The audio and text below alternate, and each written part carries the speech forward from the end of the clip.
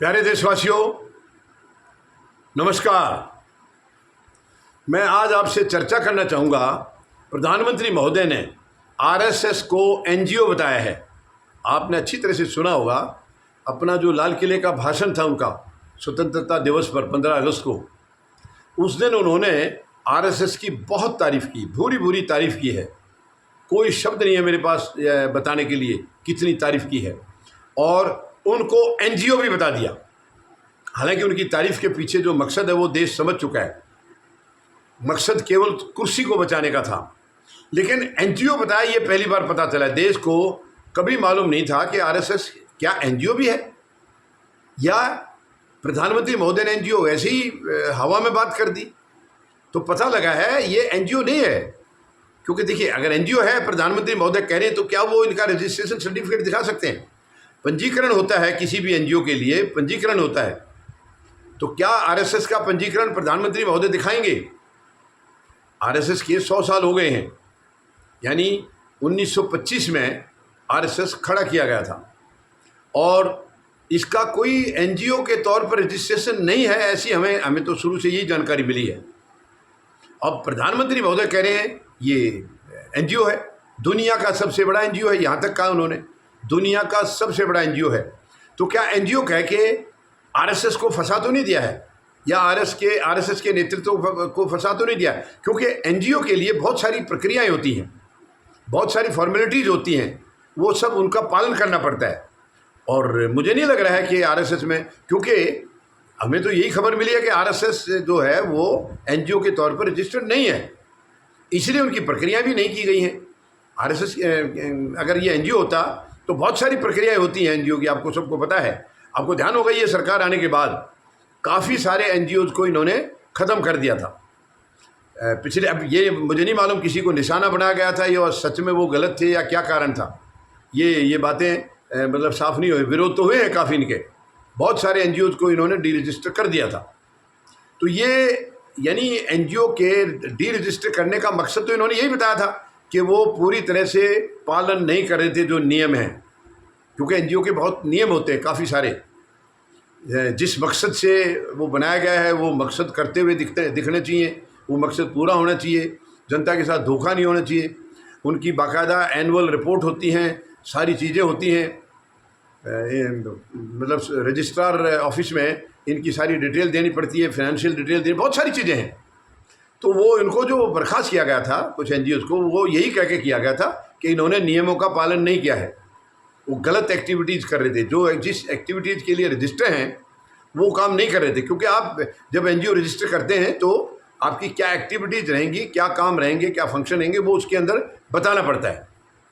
तो ये मतलब अंदाज़ा यही लगाया जा रहा है, बातें यही चल के आ रही हैं कि शायद एनजीओ कह के आरएसएस को कुछ परेशानी में डाल दिया है प्रधानमंत्री महोदय ने। हालांकि और तो इन्होंने बुरी बुरी तारीफ़ की थी, लेकिन वो तारीफ़ भी काम आती नज़र नहीं आ रही है।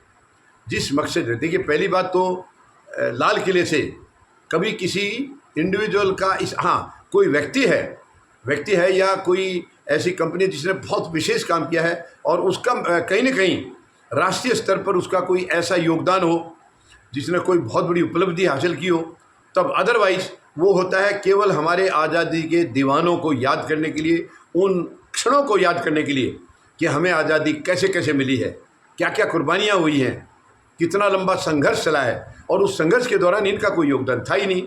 उनका वहाँ से जिक्र करना, ये इनकी निंदा हो रही है, पूरे देश में निंदा हो रही है।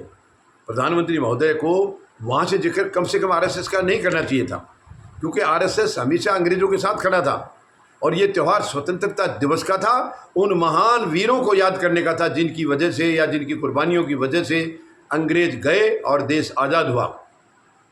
तो ऐसी जगह जहाँ आरएसएस का कोई योगदान नहीं, आरएसएस ने कभी तिरंगे का सम्मान नहीं किया था। बहुत लंबे अरसे के बाद इन्होंने तिरंगा जो है अपने वहाँ फहराया है, वरना ये तिरंगे से नफरत करते थे, उसको तो अब शकुन बताते थे ये। तो ऐसे संगठन का वहाँ से नाम लिया जाना, ये कहीं ना कहीं जनता को इससे तकलीफ़ हुई है। बाकी एनजीओ अगर बताया है तो मैं समझता हूँ कि आरएसएस की जो टॉप लीडरशिप है वो इसका पता ज़रूर करेंगे, प्रधानमंत्री महोदय से पूछेंगे कि आपको किसने बताया ये एनजीओ है, और अगर है सच में और वो बता नहीं रहे थे यानी टॉप लीडरशिप आरएसएस की बता नहीं रहे थे, तो कम से कम आप बताइए, आपका रजिस्ट्रेशन वगैरह वो पब्लिक कीजिए उसको। और क्या आप सारी फॉर्मेलिटीज़ निभा रहे हैं? जो भी इनकी एक सोसाइटी या एक एनजीओ के जो नियम बने हैं उनके मुताबिक क्या उन्होंने सारी फॉर्मेलिटीज़ पूरी की हैं? तो मैं उम्मीद लगाता हूँ ये ज़रूर कम से कम आरएसएस या तो ये कहें कि नहीं, ये इन्होंने गलत बोला है, एनजीओ है ही नहीं, और है तो उसके दस्तावेज जनता के सामने दें, जनता को दिखाएं, क्योंकि ये चीज़ें अंधेरे में नहीं रखनी चाहिए। और ये छोटी मोटी चीज़ नहीं, देखिए आप भी जानते हैं आरएसएस कितना बड़ा संगठन है, वो काम क्या है मैं उसके ऊपर नहीं जाऊंगा, लेकिन संगठन बहुत बड़ा है। तो ऐसी इनकी चीज़ें तो कभी भी जनता से छिपनी नहीं चाहिए, क्योंकि ये जनता के हर वक्त नोटिस में होती हैं। छिपनी तो किसी की भी नहीं चाहिए। कानून सबके लिए बराबर है, नियम सबके लिए बराबर हैं, लेकिन इनका तो बिल्कुल सबके नॉलेज में होता है। तो मैं उम्मीद लगाता हूँ कि आरएसएस के मुखिया ज़रूर क्लैरिफिकेशन देंगे, प्रधानमंत्री से भी पूछेंगे ये एनजीओ है नहीं तो आपने एनजीओ क्यों बताया, और है तो इसके दस्तावेज दिखाएं, आज तक ये पता क्यों नहीं था कि ये एनजीओ है। उम्मीद है ये क्लैरिफिकेशन जरूर आएगा। धन्यवाद। जय जवान, जय किसान, जय हिंद।